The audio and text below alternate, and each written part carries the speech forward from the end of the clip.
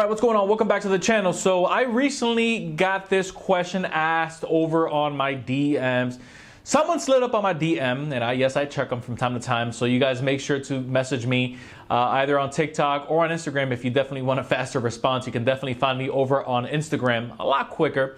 When it came to this question right here, I thought it was a very interesting one because I think that this is one that all of us at one point or another possibly struggle with, or maybe have our own opinions about, or even want to maybe work on because it's a weakness. And it's Irv, how do you manage to stay so productive? Now, that question right there is interesting to me because for myself at this point, I would say that I am, again, for the most part, running on autopilot, right? I don't necessarily notice that I'm being very productive. It's just, at this point, it's just a byproduct of how I run my day and just how I've been able to build that up over the years. Again, just how I'm wired at this point. Maybe it comes from my athletic background. Maybe it comes from being pretty heavy, accolade trophy driven, the championship rounds, wanting to be number one, wanting to be the best at everything that I do, even at an early age. Again, maybe that's instilled in me,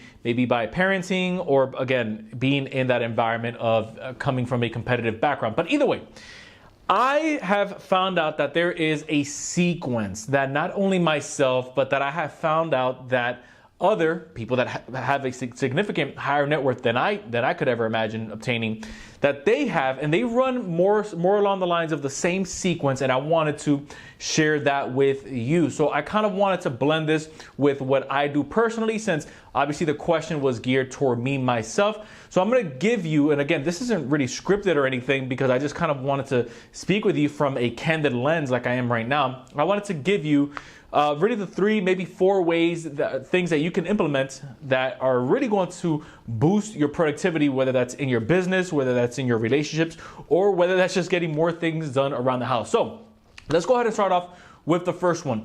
When it comes to you wanting to be more productive, find out what the end goal is first. When you find out what that end goal is first, you're then able to work backwards. So I'll use a business example here. If you wanted to, let's say, scale, and I'm going to use YouTube for example, if you wanted to say scale your YouTube channel and maybe get your first 500 subscribers, you then have to work that backwards. Now that you've found out what your end goal is, you now work that backwards and find out, okay, what do I want my videos to be about? What does my audience like? The audience that I do have, if it's 50 subscribers or if it's 100 subscribers, what are they already watching? How are you going to find that out? You're going to take a look at your YouTube analytics. Let's say that if you are structuring your business, you want to hit, let's say, your first $100,000 a year in income, again, off of running your business or maybe running an online store, whatever it is that you're working on.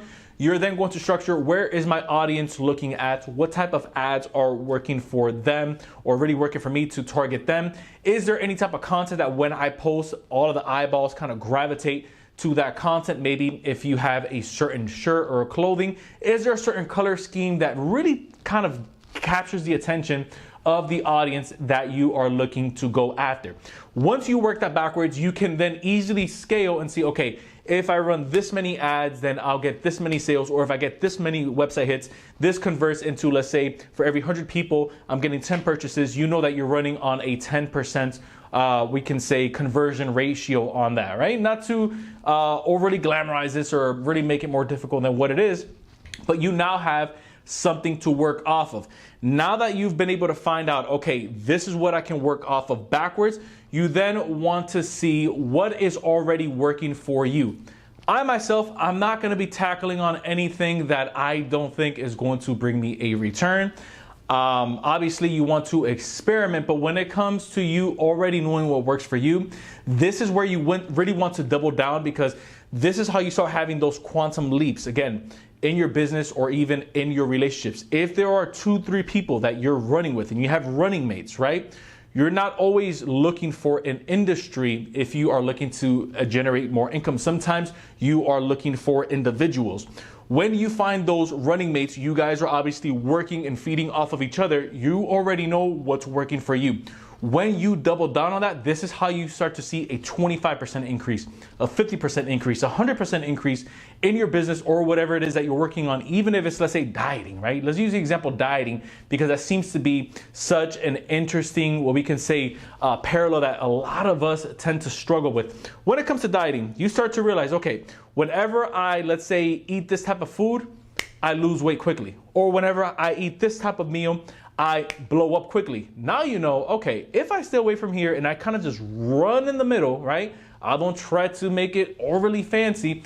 I know that I'm either going to lose weight or I'm going to gain weight, and then it's going to speed up the process because I already know what works for me. So that's finding out what works for you and double down. Here's the third thing that I've noticed a strong correlation between those that make the mega big bucks, those that you read about in the newspaper, and something that I've even implemented myself is I try not to put out every single fire all at the same time. Have you ever noticed that one day you'll wake up and you're extremely motivated and you want to go about your day, and then all of a sudden you get an email that kind of throws you off track? Or you got a call from the principal at school that your kid was acting up. Or maybe you opened up a letter that you shouldn't have and now you see that you owe the IRS. Well, you should have opened up that letter, but maybe it was the wrong time to deal with that. Now you owe the IRS a $45,000 tax bill. Something like that throws your game off. And so if you are about to, let's say, go into a presentation, or you're about to go into a board meeting, or you're about to put out a piece of content, or let's say if you are about to possibly hop on a consultation call with the client, whatever it is that you do for your line of work, well, guess what's going to happen? You're now going to start thinking about that. Here's what ends up happening. It's the right thing at the wrong time. And so now when you're trying to, let's say, do what you do at a high level, and really what's going to be putting, really paying the bills and bringing the bacon home, putting the food on the table, however you want to describe it, you are now so focused on putting out that fire that now everything is on fire. And when everything is on fire, I'm not talking about the good fire where everything that you touch, is magic and everything that you touch is gold. I'm talking about that fire that your anxiety literally starts to creep up because now you're trying to put out each and every single little fire. And now you go into this reactive mode for every little thing, and you're really quick to respond to the emails, and you're really quick to, as soon as you get something, okay, let me deal with it right now. What if you put a pause to that and you say, you know what, I'm gonna have a specific time block, which is our fourth and final one here. I'm going to have a specific time block that I want to deal with this issue right here. And so a good exercise that you can really use right here is, let's say you want to go ahead and use this little trick. You want to go ahead and use this little trick right here. Almost dropped my board. So we're gonna go ahead and put this right here and this right here. Okay, make sure you can see it. So on this side, you have P, which is priority. On this side, you have wait. You are going to want to find out, let's say 1, 2, 3. The 3 things that you for sure are going to tackle on right now. You're going to give yourself a time constraint. If there is no time constraint on what you're looking to do, it is going to run rapid. It's going to run loose, because what ends up happening is kind of like the law of Parkinson's, right? For anything that you allow too much time, it's going to take up that space. So if you give yourself a week to finish an assignment that maybe takes 4 hours, guess how long that assignment's going to take? It's going to take the entire week, right? So you want to, when you're going after some of these bigger goals and when you're looking to really put yourself on a pace, you either want to put it in a place of accountability where you let other people around you know, even if that means posting that on social media, even if that means letting a coworker know, hey, look, I'm going to have this done by the end of today.